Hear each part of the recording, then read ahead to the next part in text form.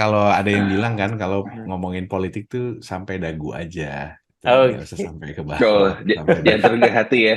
jangan turun ke Oh hati, gitu ya. biasa Oh, aja. Betul, betul. Betul, biasa betul, aja. betul, betul. Hmm. Bahkan jangan sampai kerongkongan deh. Hmm. Nah, Ya kan? iya, Bisa tercekik. iya tercekik.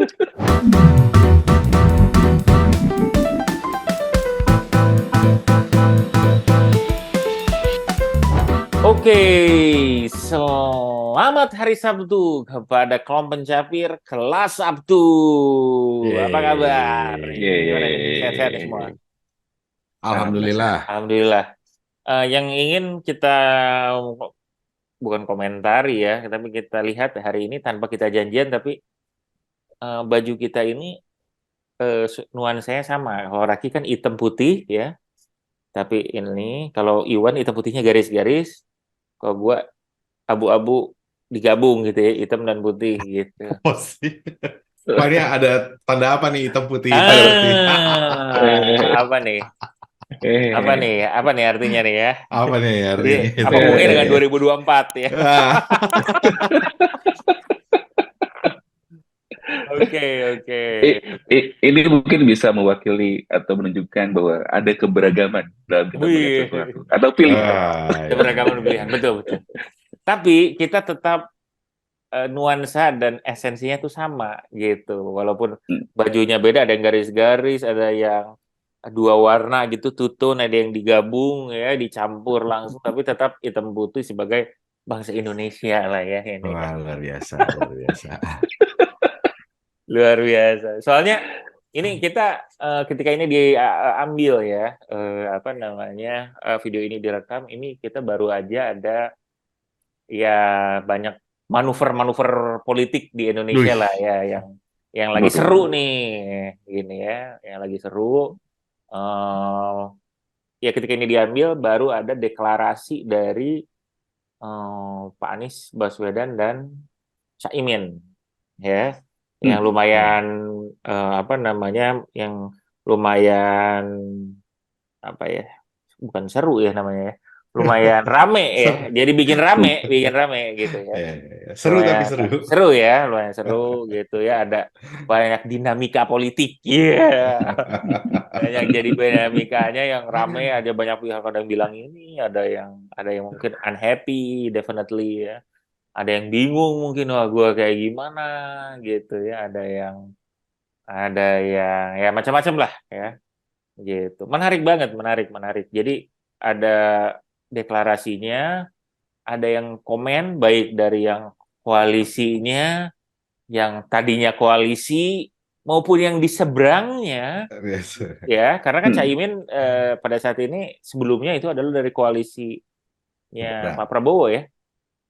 Ya, Ya, ya, gitu ya. ya Sekarang betul jadi betul. jadi ke sini. Terus udah gitu menarik juga Pak Prabowo ya, siapa tahu balik lagi, bukan siapa tahu ya. Dia bilang ya mungkin balik lagi apa semuanya oke gitu. Menarik lah. Hmm. Gitu.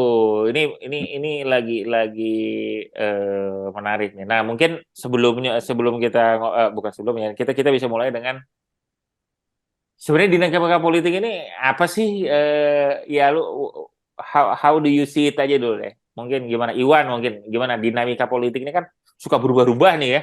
Ini Ya, ya. pindah ke sini gitu. Mungkin masyarakat atau kelompok pencabir tuh gimana nih gue nih? Ya, yang satu pindah Eh, ke situ ternyata tahun 2014 begini, tahun 2018 begini, 2002 begini.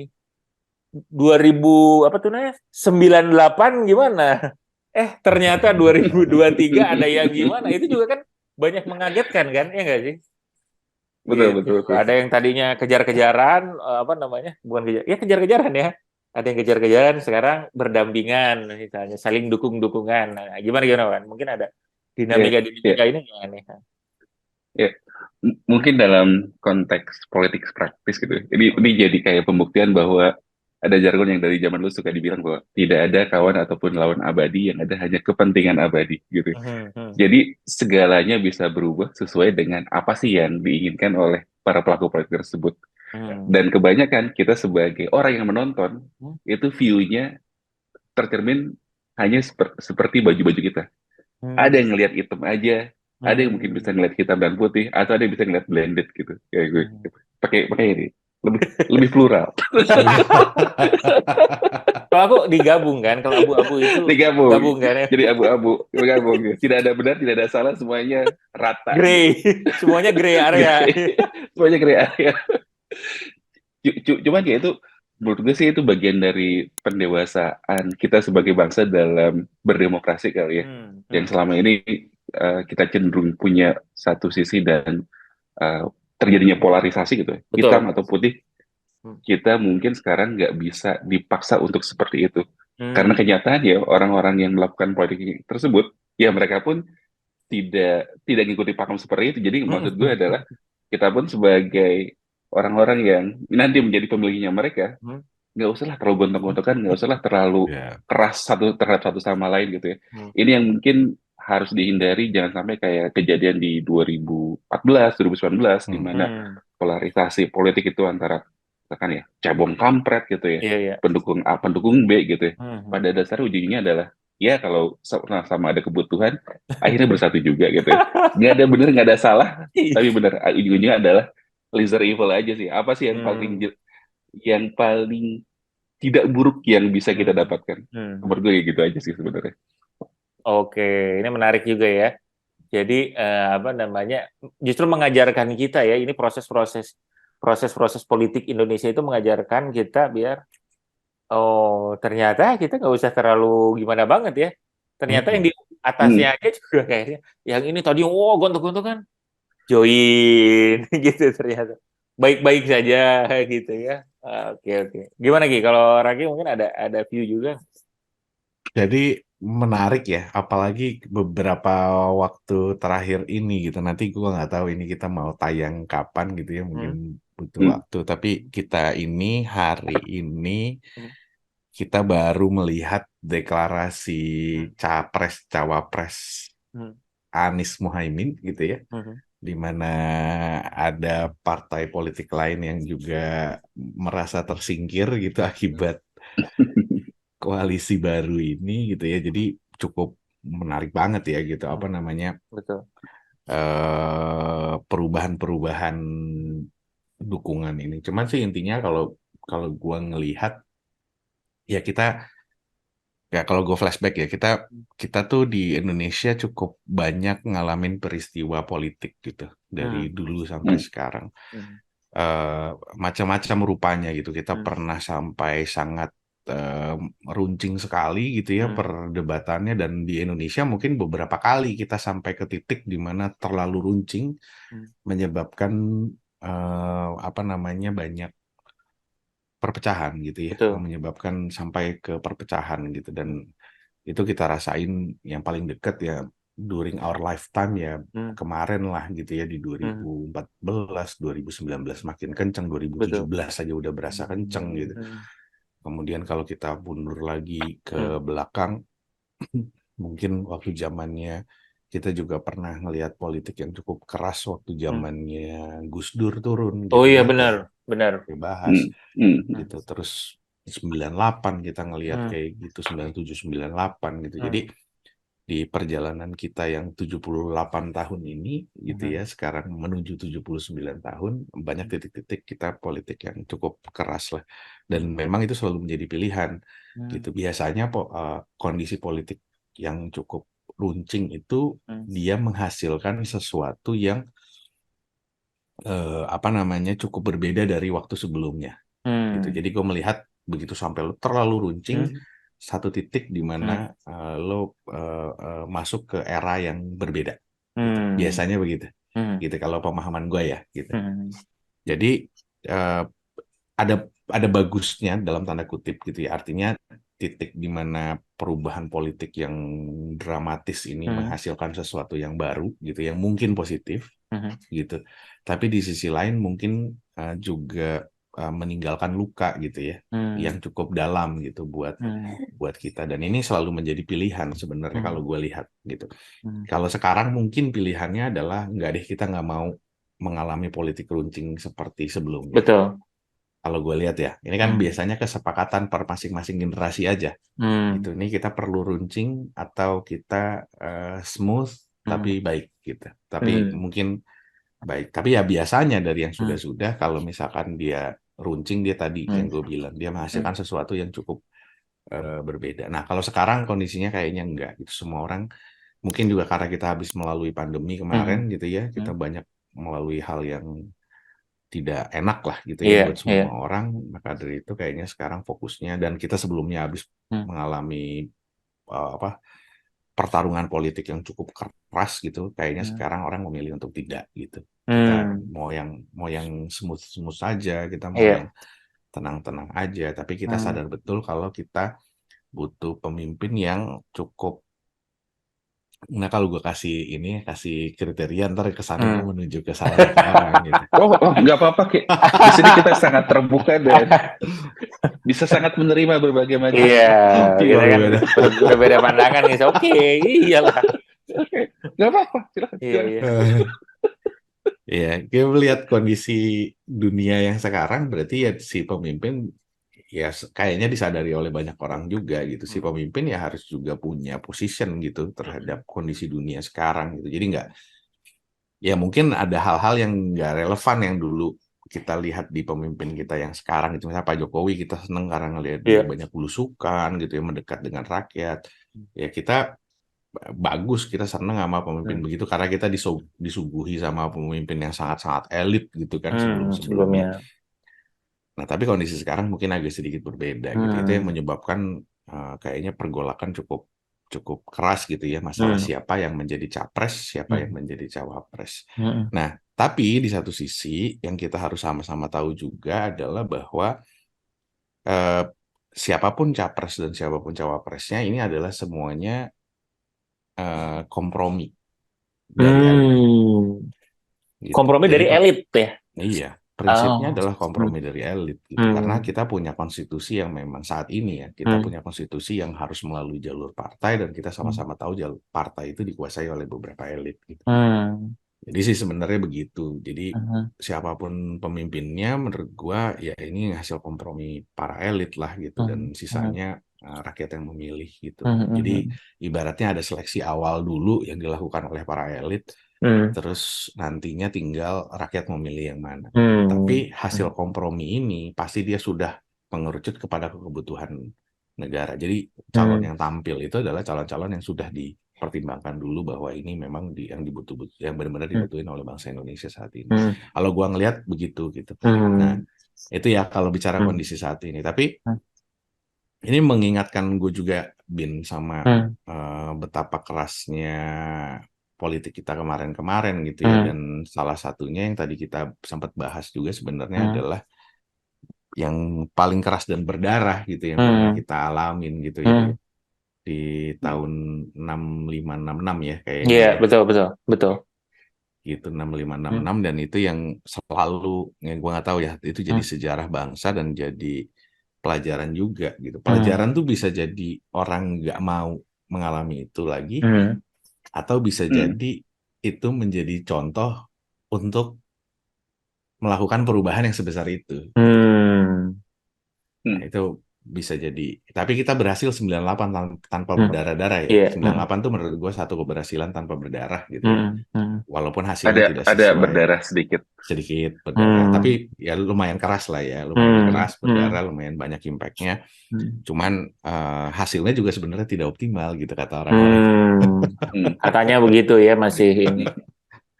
Iya. Masih secara politik ternyata ini nggak pergi katanya ini tuh. Yang dulu tuh katanya masih ada juga, gini aja formnya berubah. Ya itu ada perspektif yang bilang gitu ya. Iya, ya, jadi somehow menurut gue kalau apa ya, ya ini kan sebenarnya kita bicara fase ke fase ya, bahwa lu dari fase sebelumnya lu pengen berubah ke fase atau lu berkembang ke fase berikutnya gitu. Bukan gue pro perubahan, tapi perkembangan itu, pertumbuhan itu kan perlu gitu dilakukan. Perbaikan atas fase sebelumnya itu perlu dilakukan.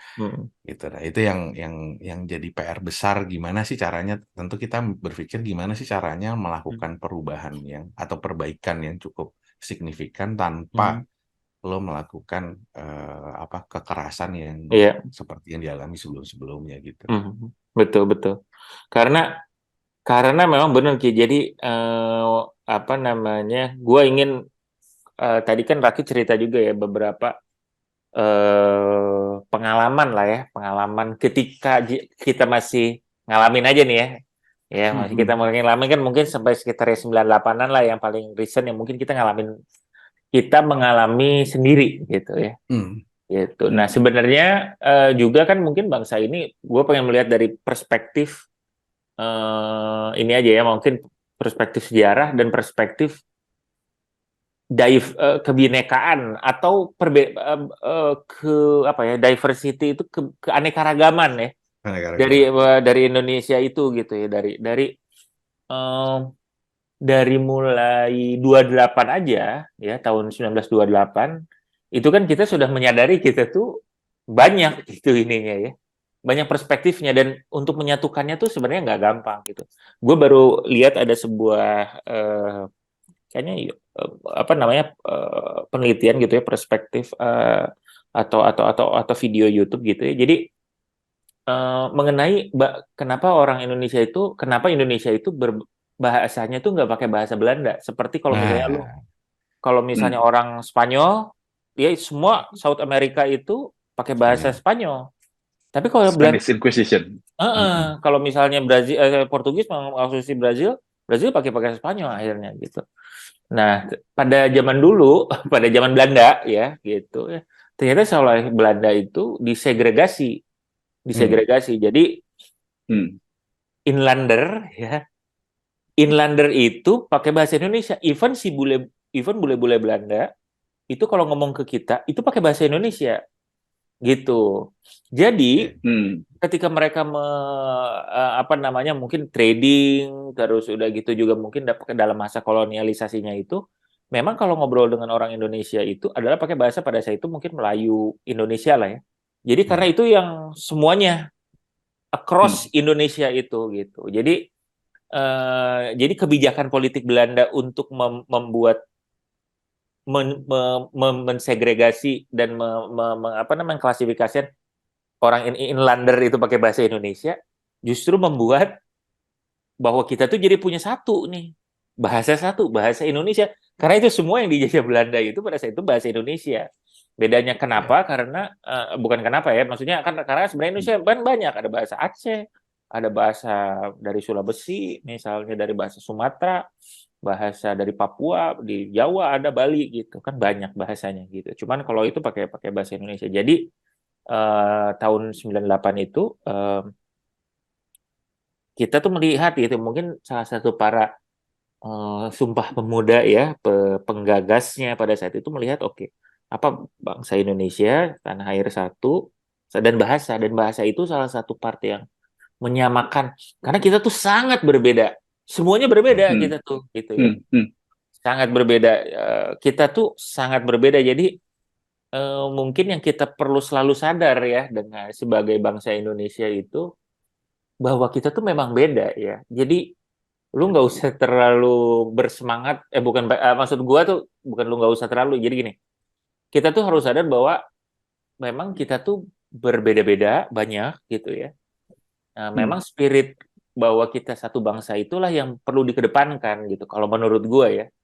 Karena 1928 itu yang ada kebinekaan itu. Karena banyak ya Raki tadi baru mention, banyak sekali dalam perjalanan bangsa kita itu, banyak sekali dalam sejarah bangsa kita itu titik lemah kita itu memang pecah belah gitu. Di pecah belahnya itulah yang paling yang membuat Indonesia itu akan bisa dikalahkan lah kurang lebih, atau bisa diacak-acak gitu. Itu adalah ketika kita memang nggak bersatu. Itu udah dari zaman SD kita belajar, sapu lidi itu kalau misalnya diikat itu susah dipatahkan gitu, tapi kalau sendiri-sendiri gampang dipatahkan. Itu asli, itulah memang gitu ya. Gue sangat merasakannya ketika pemilu yang 2014 2018 berarti ya terakhir. Ya itu, jadi ternyata memang nggak sesusah itu untuk mempolarisasi itu. Ya gampang aja, maksudnya nggak terlalu sulit lah gitu. Kita tuh gampang terpolarisasi jadinya, gitu. Jadi mungkin gue melihatnya kita perlu selalu ingat bahwa kita itu itu banyak sejarah yang bahwa ya misalnya tadi misalnya tahun 65 itu apa namanya ada sampai bangsa kita dengan saudara sendiri itu ya sebangsa ya, tapi dengan kerangka politik atau pemikiran yang berbeda, kita bisa ada apa namanya bisa ada konflik gitu gitu yang sangat runcing gitu ya. Kemarin 2018 juga tuh udah gitu, bahkan sampai ada WA keluarga aja kita udah bisa terlibat sama temen gitu ya. Gue jangan nggak teman lagi, dia dukung ini apa segala macam. Padahal yang didukung itu ketika tahun berapa tuh, mulai 2002 udah pada gabung gitu. Nah itu yang mungkin menurut gue kelompok pencapir kita perlu selalu ingat aja ya. Kita selalu perlu ingat bahwa si persatuan ini itu ya yang perlu kita selalu kedepankan dalam banyak politik ini, karena politik dan apa ya dinamika politik itu akan selalu berubah, itu akan selalu berubah, selalu cair, selalu akan membuat kita loh kok gini apa segala macam ya. Kalau lo ngikutin dan mengikutinya seperti apa ya religiously gitu ya, gua harus bakal dukung ini ya, mungkin akan banyak kecewa kali ya. Mungkin akan banyak kecewa siapapun itu yang lu dukung, kan loh kok ternyata lu gini, loh kok ternyata lu gini gitu. Jadi kita let's be mature aja dalam berpolitik dan dalam mengungkapkan pendapat ya. Jadi ketika salah ya kita kritisi, terus udah gitu ya kita tetap secara bangsa itu bisa fokus pada pembangunan daripada keributan gitu. Itu sih kalau menurut gue ya, karena apa namanya menuju 2024 nih makin rame kan, hangat gitu. Pendaftaran capres cawapres itu November ya. November kalau nggak salah terakhir, terus udah gitu Februari itu si pemilihan ini pemilunya gitu. Benar. Sama satu lagi, Bin. Apa tuh? Sebenarnya kita pun sudah sering diingatkan juga sih bahwa manusia itu cenderung bermuslihat gitu ya, dengan untuk mencapai tujuannya apapun gitu ya. Makanya kalau kita baca di Quran gitu ya, gue jadi kayak entah kenapa beberapa hari ini gue selalu menemukan ayat yang sama kayak apa? Gimana? Enggak bener. Tiba-tiba itu selalu terlintas gitu, karena kan gue selalu mikir apa sih gitu ya. Pada dasarnya ini ada satu ayat yang sama yang ada di 3 surat gitu ya. Dunia ini hanyalah permainan dan senda gurau belaka gitu. Kalau misalnya kita lihat ke kejadian yang apa yang terjadi selama ini terjadi gitu ya, orang berpindah sana sini gitu ya, ujung-ujungnya adalah seperti permainan gitu, ujungnya itu gitu. Terus jadi ujungnya adalah why we take it seriously, itu aja sih. Jadi kita sebagai orang yang tidak mungkin bermain gitu ya, mendingan kita mundur ke belakang, ngelihat aja, wait and see gitu ya, dan terus pilih sesuai yang paling sesuai dengan conscience-nya kita aja sih. Ya. Betul. Ya. Jadi nggak usah terlalu gimana ya, karena maksudnya jadi kita perlu melihat terus memilih, tapi juga nggak usah terlalu apa ya baper oke ya. Iya. Baper gitu juga gitu ya, dan ya betul sih. Karena kalau baper ya memang agak susah juga ya, karena ya kecewa lah, pasti kecewa ya menurut gue. Karena gue melihat at least dari sekarang aja detik ini ya, misalnya saat ini dari dua belah pihak yang mendukung, dua belah pihak yang tahun 2018, 2014 itu dua-duanya ada kekecewaannya. Loh kenapa gini? Kalau misalnya itu kenapa pindah? Nah, yang dari yang pindah yang menerima, loh kenapa lu terima si pindahan ini? Gitu. Jadinya kan ya susah juga ya gitu ya. Gitu. Yang penting ya mungkin ya banyak yang lebih kritikal sih mungkin itu ya, mungkin silaturahmi keluarga dengan teman. Betul, gitu itu lebih penting. Kemanusiaan lebih penting. Kemanusiaan, benar. Dan pembangunan lah ya, maksudnya maju ke depan gitu. Ini kita pengen ke depan, pengen majunya gini, siapapun ya lu pilih ya bakalan kayak gitu sih kali gitu. Iya, betul. Gitulah. Jadi apa namanya, kalau ada yang bilang kan kalau ngomongin politik tuh sampai dagu aja. gitu, nggak usah Oke. sampai ke Oh, bawah, sampai jangan turun ke hati ya. jangan turun ke Oh hati, gitu ya. biasa Oh, Betul, aja. betul. Betul, biasa betul, aja. betul, betul. Hmm. Bahkan jangan sampai kerongkongan deh. Hmm. Nah, Ya kan? iya, Bisa Hmm. tercekik. iya tercekik. Bisa terjadi. Nah, gua mau nanya, gimana ya biar kita, menurut lu gimana biar kita tuh nggak lupa sejarah, ya? Orang tuh ya di Indonesia lah terutama ya untuk kita gitu. Karena sebenarnya kayak gini kan bukan pertama kali nih ya, Hmm. Indonesia tuh punya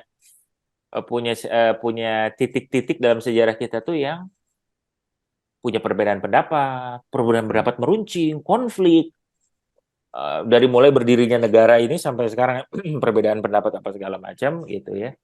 Dan itu akhirnya memberikan apa ya, dampak yang nggak terlalu bagus sebenarnya untuk kemajuan bangsanya sendiri gitu. Eh, Gimana ya kita bisa jadi nggak lupa gitu. Jadi dan ya nggak lupa atau selalu ingat bahwa oh ini tuh penting gitu ya. Karena menurut gua ketika tahun 2018 2014 itu ya, ketika ada polarisasi gara-gara pemilu, gue tuh ingat pelajaran SD gitu mengenai apa namanya ya, mengenai persatuan gitu-gitu lah, pelajaran PMP, Hmm, hmm, Pendidikan Moral hmm, Pancasila gitu ya, PPKN gitu-gitu yang bahwa kita tuh dulu dipecah belah oleh Belanda gitu ya, hmm, terus kayak gitu ya, hmm. ya banyak lah kayak gitu-gitu kan, generik ya buat gue ya pada saat apaan sih ini, menurut gue pecah belah gini tuh apaan sih, gue tuh selalu kepikiran keramik gue tuh ketika pecah belah tuh ya, pecah belah gitu tuh apaan sih menurut gue, sebuah Pleret dong. pelajaran-pelajaran yang menurut gue ya PMP kan mungkin ya kayak gitulah gue merasanya ya pada saat itu. Ini mah normatif lah, normatif gitu. Ternyata ternyata itu oh emang penting ya kayak gitu gitu. Ya namanya adalah pandangan ya, kira-kira gimana untuk biar nggak gampang lupa aja sih menurut gue ini.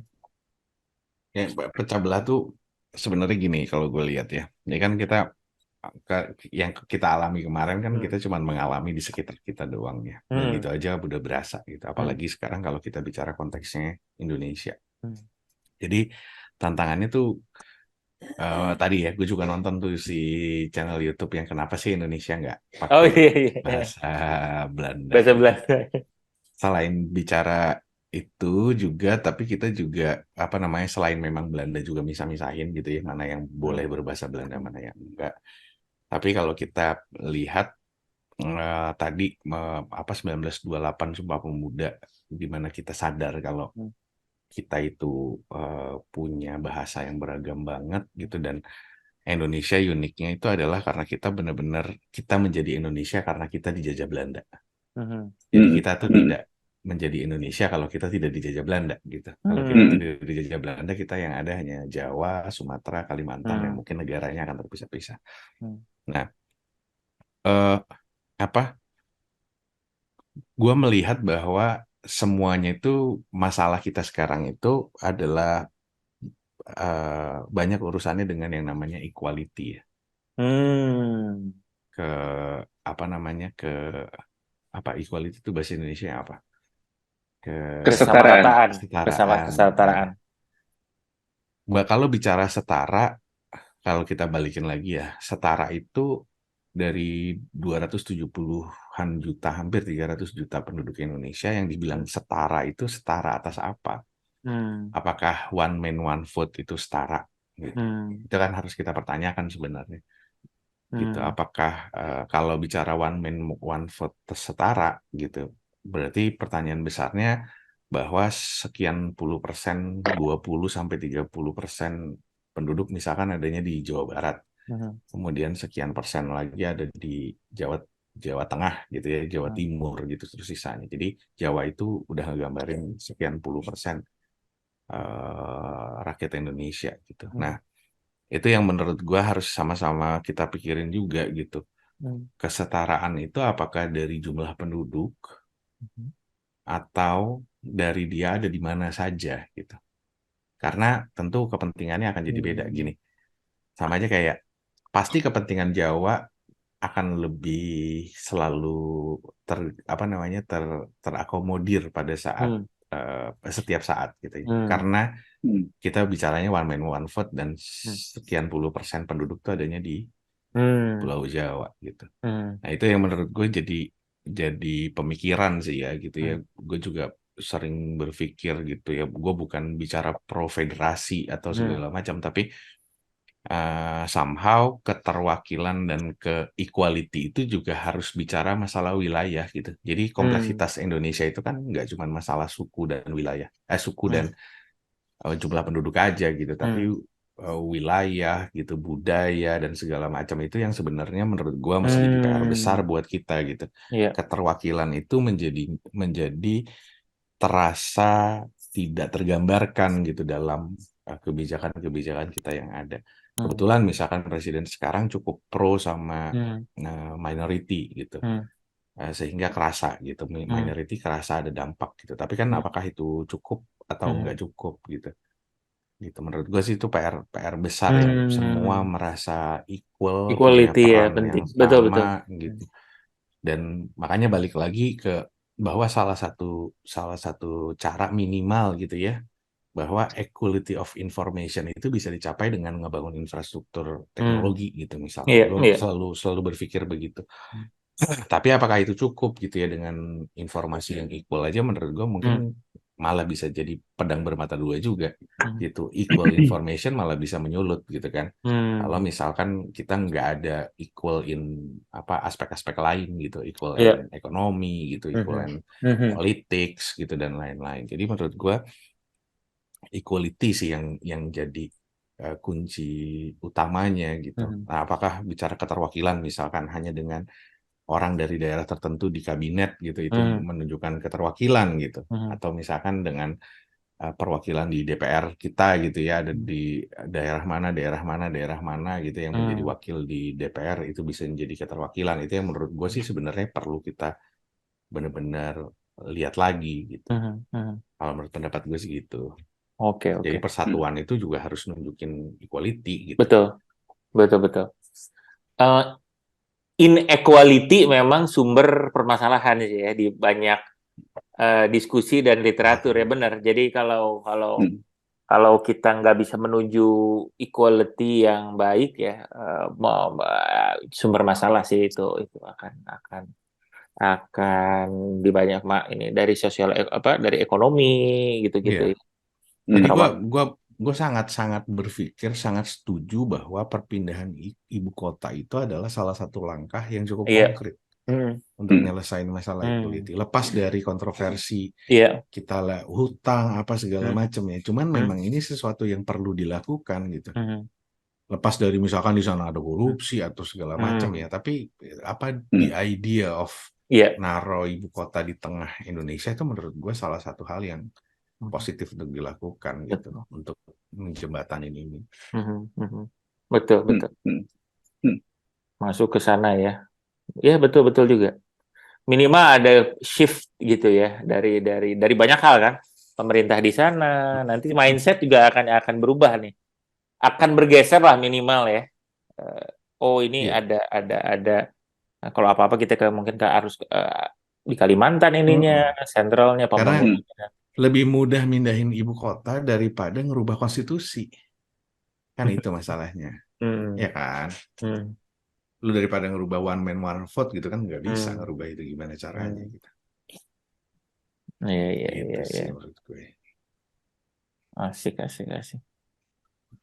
Menarik sih memang ini teman-teman pembahasan mengenai kebangsaan ya bangsa Indonesia ini. Dialog kebangsaan ini temanya Dialog hari ini. kebangsaan ya dan selalu menarik diskusinya dan ya kita mungkin sebagai orang Indonesia akan selalu melihat dan memang ternyata belajar ya sejarah ya itu sejarah yang Hmm. terjadi gitu. Terus itu banyak juga membuat kita melihat ke masa depan itu Betul. seperti kayak gimana sih gitu. Jadi menarik Iya. dialog kebangsaan. Saya mungkin tambahan lagi, Ben. Tadi kan lu nanya bahwa apa sih yang bisa kita lakukan kalau terkait dengan Hmm. sejarah gitu ya. Ya Hmm. baik lagi sih kalau menurut gue sih adalah literasi sih. Hmm. Dari itu dimulai dari masing-masing individu gitu ya.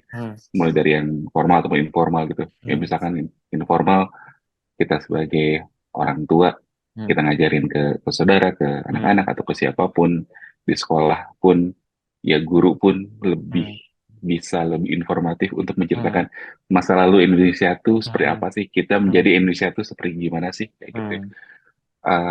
Hal-hal yang mungkin banyak kita lupakan, dan termasuk gue sendiri pun kayak mungkin perlu nge-revisit lagi, ngebaca lagi sebetulnya uh, apa, bagaimana Indonesia terbentuk. Gue ingat dulu pernah baca buku apa, Menjadi Indonesia itu. Dan benar yang Raffi bilang bahwa tanpa adanya penjajahan gitu ya, kalau lihat dari perspektif yang berbeda, nggak akan ada Indonesia.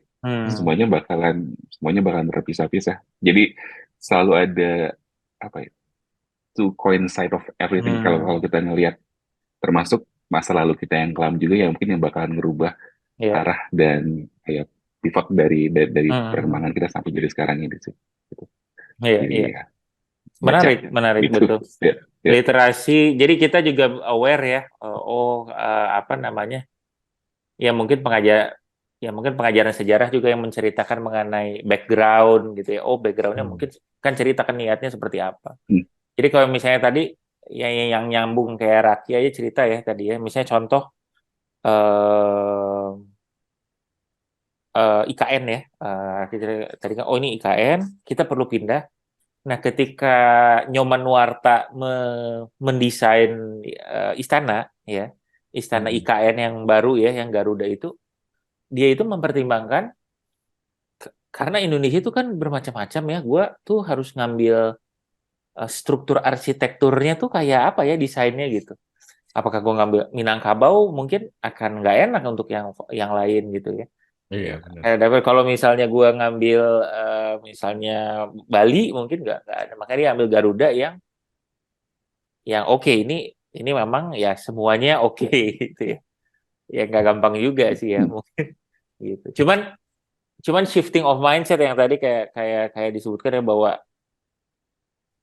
kita menuju ke sebuah kayak apa ya, mungkin simbol shifting of mindset baru yang bahwa this is central ya. Misalnya misalnya ibu kota baru tuh ini salah satu yang mungkin bisa kita lihat ya, instead of mungkin deforestasi itu banyak yang ini segala macam, tapi bahwa ini adalah center ya, ada di tengah-tengah ini tuh gitu ya, untuk menuju kalau misalnya tadi ngobrol mengenai equality ya, ini tuh adalah di tengah-tengah. Istana kita spiritnya itu adalah bareng-bareng gitu. Jadi mungkin juga at least mengingatkan kita kembali bahwa apa namanya, who we are lah gitu ya. Menjadi Indonesia ini kita nggak bisa cuman gua itu berasal dari Bandung misalnya gitu atau apa, tapi gua tuh kalau jadi Indonesia itu kita punya common pain dulu tuh, bahwa kita tuh dulu dijajah gitu. Sekarang kita sama-sama pengen apa namanya, bersatu untuk merdeka, berdaulat gitu. Gitu kelompok capir semua ya. Jadi walaupun kelompok capir itu identik, namanya itu ya identik terhadap suatu masa dalam sejarah perjalanan bangsa Indonesia ya, gitu ya, sebuah apa namanya, singkatan yang sering digunakan di sebuah area saja. Cuman kita ini mungkin pengingat sejarah juga untuk kita semua ya. Jadi kalau kelompok capir punya pemikiran, pandangan tentang diskusi kebangsaan kita ini, ya silakan untuk share di komen. Terus udah gitu apa namanya, biar kita bisa ada diskusi juga nih, rame di sini. Diskusi liputan khusus. Diskusi liputan khusus. Oke, sampai ketemu teman-teman semua kelompok capir. Bye bye.